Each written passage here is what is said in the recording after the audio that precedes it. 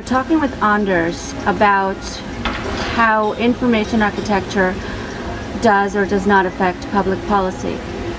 Anders, why don't you tell us a little bit about yourself and let us know what you think about the subject. Well, a little bit about me. Doing information architecture for about 10 years.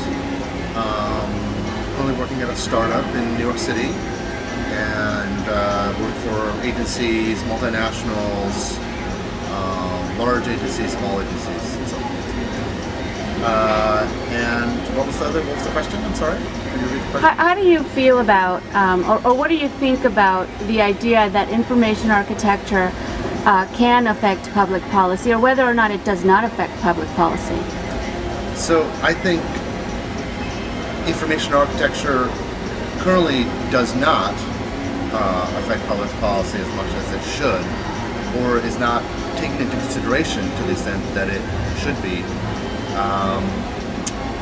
But I think it certainly needs to be. So I think that that's a problem. I think that it's maybe not necessarily a question of talking about information architecture per se, but I think it's maybe something larger which involves information architecture, such as sort of what one might just call sort of systems thinking, essentially, or from another vantage point, design thinking, and that could be maybe a more structured approach to whatever the task is at hand. So for me, living in New York City, there are several aspects where I see that manifested, the lack of that actually manifested. And one example is, so I ride the subway, as most New Yorkers do, and in the subway they have these emergency exits, or these large doors.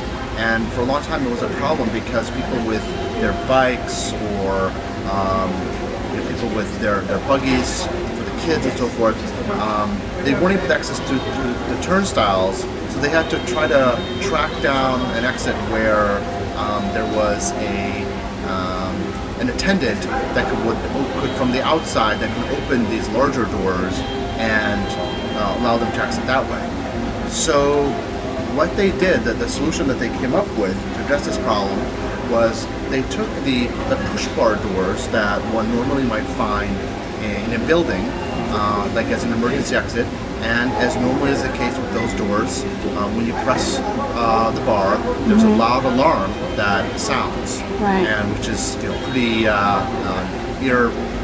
it's very loud. So what they did was they just took that same design kind of wholesale and just installed it on right.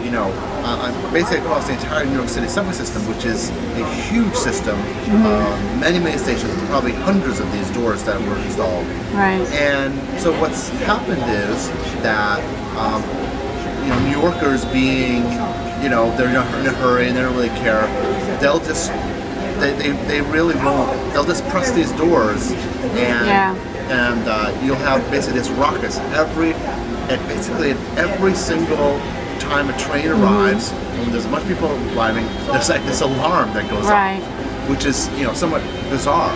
And I actually remember seeing on New York 1, which is the New York City kind of community television station, the executives actually of the MTA being interviewed about this. And they were utterly baffled. They couldn't understand that and their attempt, basically how they've tried to solve this, is post these signs that say, this is for emergency only, you need to follow instructions, etc., etc., etc. So what's really happening is there's a lack of understanding of how actually there really wasn't any, at least in my knowledge, any kind of user research that was done. There was no prototyping that was done, no pilot that was done, no real thought into the actual design and a solution that's actually is going to function in the real world. Right. And the reason for that, obviously there are many reasons. It's a big organization and so forth, but one reason it appears is that there's a lack of understanding of principles that are applied in information architecture, including user research, I think prototyping, which one might consider not necessarily information architecture, but design in general, and certainly industrial design. And just generally an approach that takes into consideration that this is a solution that requires a bit of a methodology to solve it, and it requires an element of expertise.